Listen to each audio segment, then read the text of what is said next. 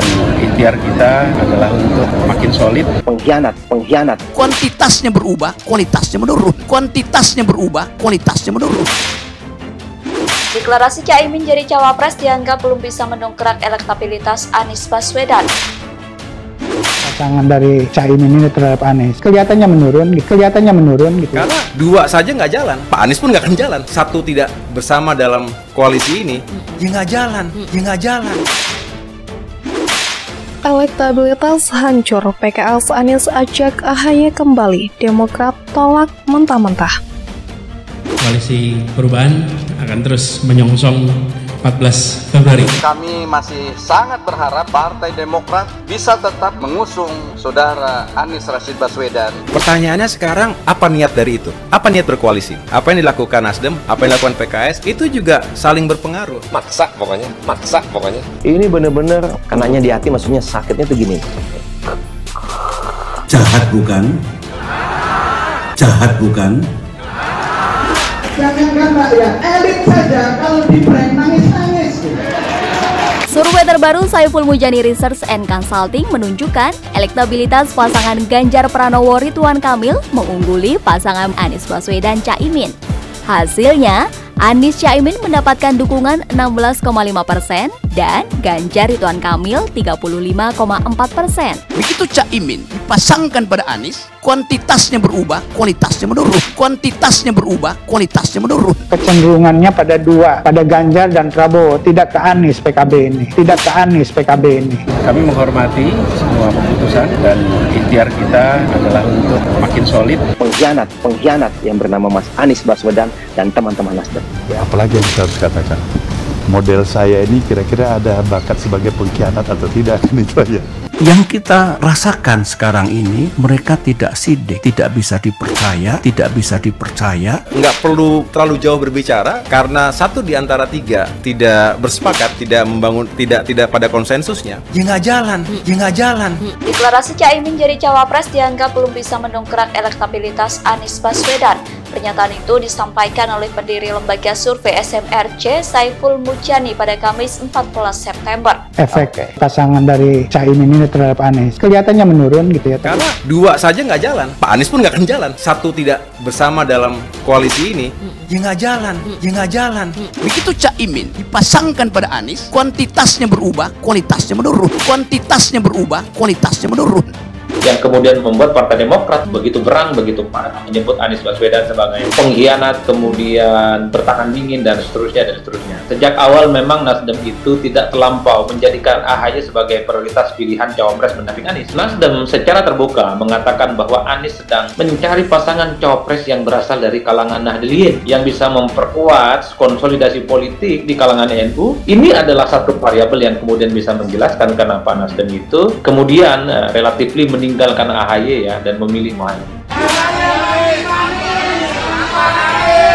AHY semakin manis tanpa Pak Anies, katanya begitu. Begitu Caimin dipasangkan pada Anies, kuantitasnya berubah, kualitasnya menurun. Sudah move on kan semuanya kan?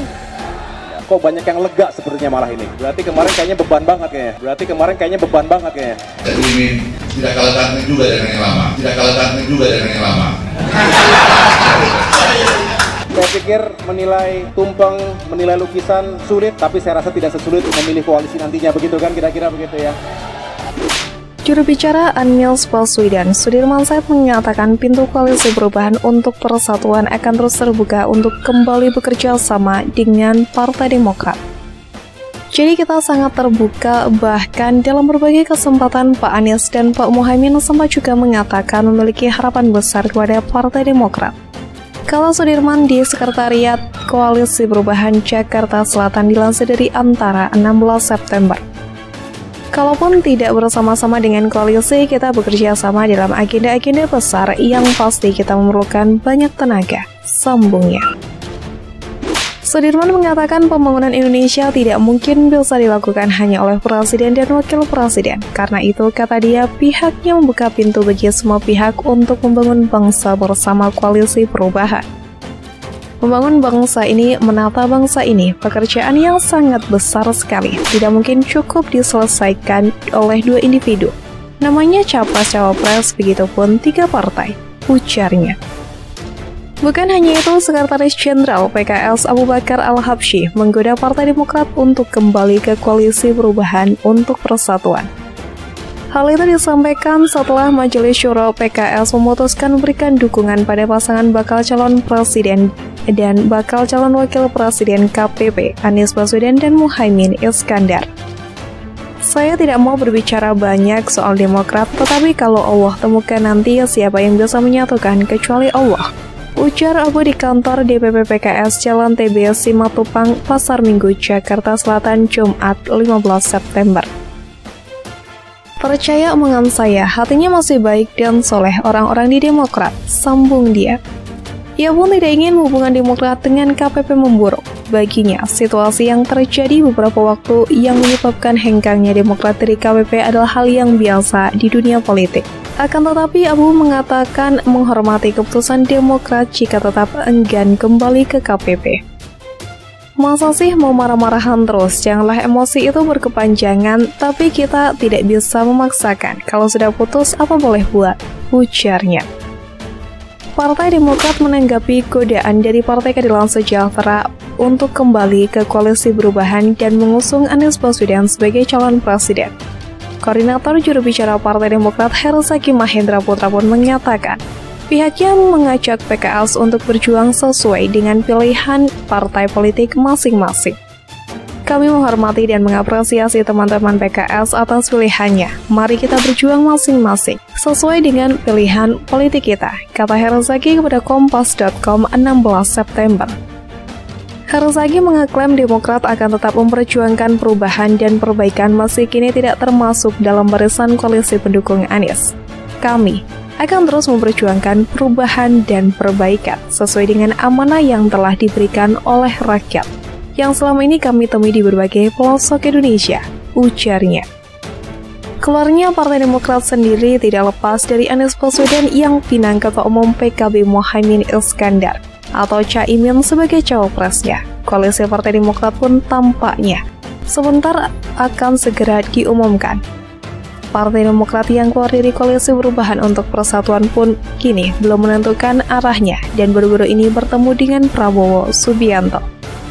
Apakah akan bergabung dengan Koalisi Prabowo Subianto, Ganjar Pranowo, atau justru kembali ke Anies Baswedan, atau bahkan membuat poros baru?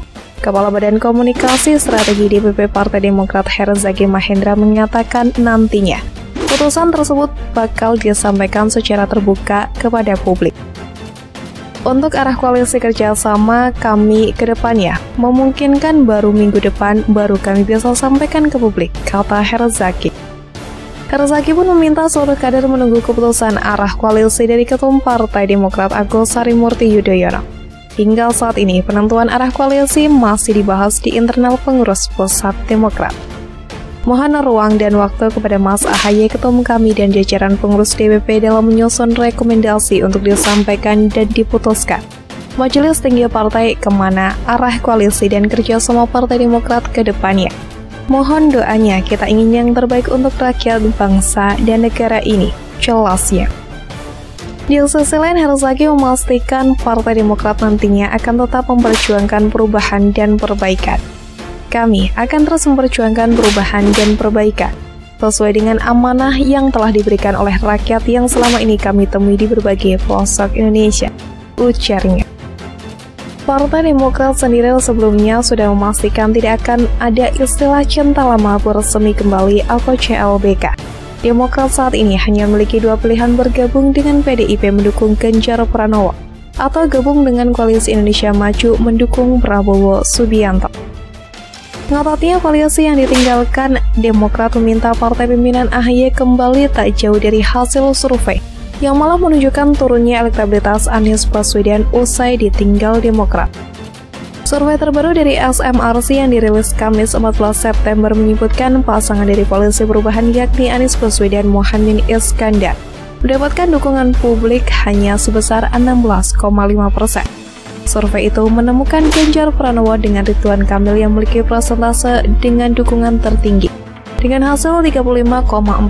Pasangan Prabowo Erik mendapatkan 31,7%. Pasangan Anies Imin memiliki 16,5% dan masih ada 16,4% yang belum menjawab.